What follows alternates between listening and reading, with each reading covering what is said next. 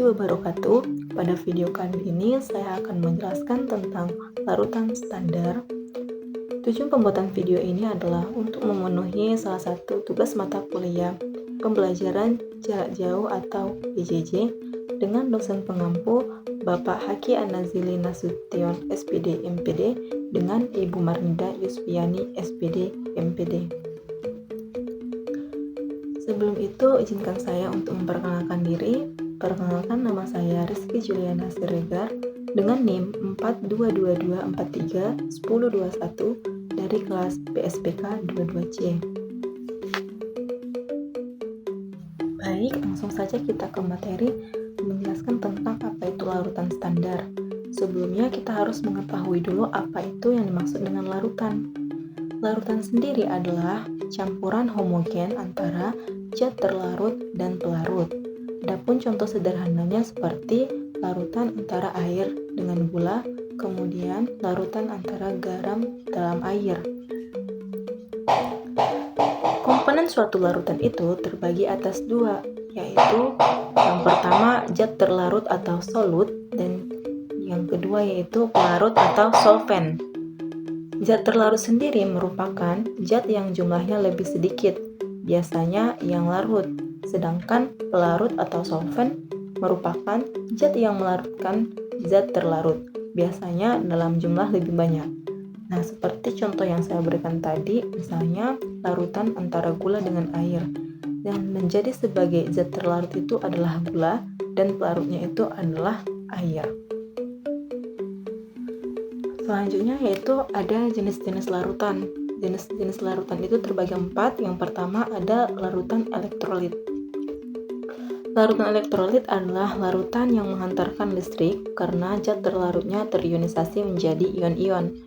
Yang kedua yaitu larutan non-elektrolit, di mana larutan non-elektrolit ini adalah larutan yang tidak menghantarkan listrik karena zat terlarutnya tidak terionisasi menjadi ion-ion. Kemudian yang ketiga yaitu ada namanya larutan encer. Larutan encer adalah larutan yang memiliki konsentrasi zat terlarut rendah dibandingkan dengan jumlah pelarutnya.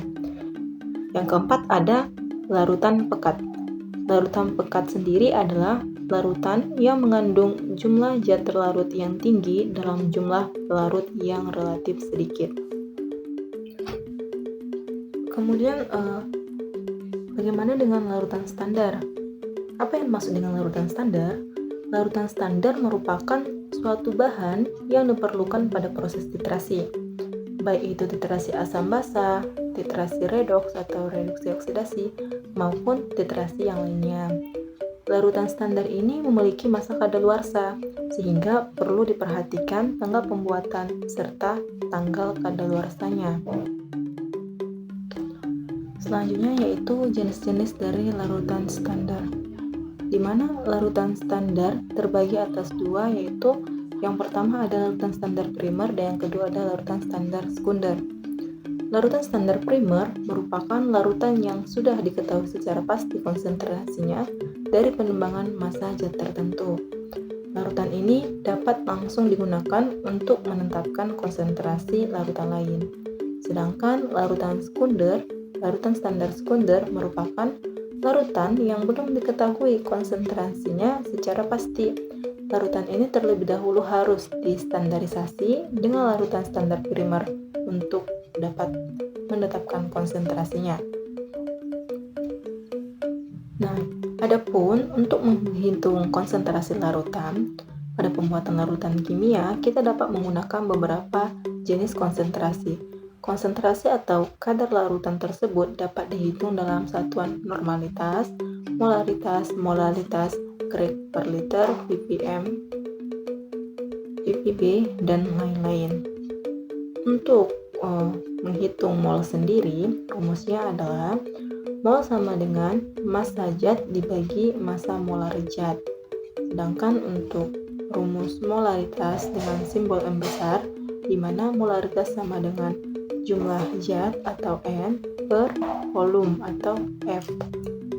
Sedangkan untuk gram ekivalen atau greg, di mana 1 greg asam sama dengan 1 mol asam dibagi banyak H+ yang dilepaskan.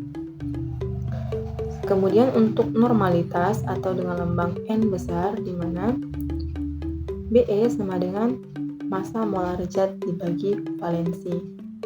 Kan untuk menghitung konsentrasi dengan pengenceran, di mana selain rumus untuk menghitung konsentrasi larutan standar, pada rumus untuk menghitung konsentrasi dengan pengenceran, di mana perhitungan pengenceran larutan molaritas dengan rumus M1 dikali V1 sama dengan M2 dikali V2. Kemudian untuk perhitungan pengenceran larutan normalitas, rumusnya yaitu N1 dikali V1 sama dengan N2 dikali V2. Selanjutnya, tadi kan saya ada membahas tentang penggunaan larutan untuk titrasi. Nah, titrasi biasanya menggunakan indikator pada situ. Jadi, adapun jenis-jenis indikator itu terbagi atas 3. Yang pertama ada indikator alami. Indikator alami adalah indikator yang berasal dari tumbuh-tumbuhan yang diekstrak dan biasanya memiliki warna yang mencolok. Yang kedua yaitu indikator tunggal, di mana indikator tunggal adalah indikator berupa kertas atau larutan yang digunakan hanya untuk membedakan larutan yang bersifat asam atau basa. Kemudian ada indikator universal, di mana indikator universal adalah indikator pH berisi larutan dari beberapa senyawa.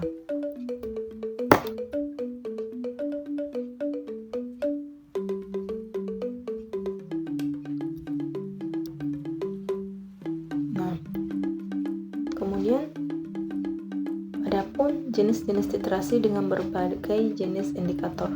Yang pertama yaitu ada indikator asam basa.